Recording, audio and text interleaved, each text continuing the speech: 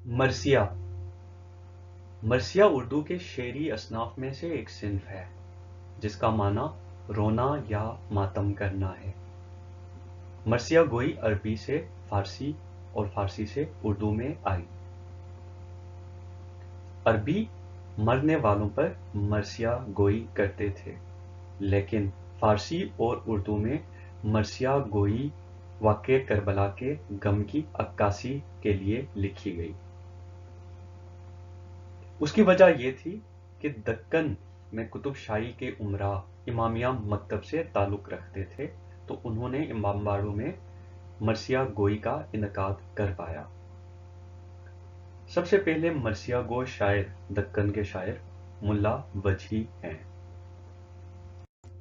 اردو زبان میں مرثیہ گوئی کی بات کریں تو مرزا دبیر اور میر انیس اردو میں مرثیہ گوئی کی دنیا کے سب سے عظیم شاعر ہیں۔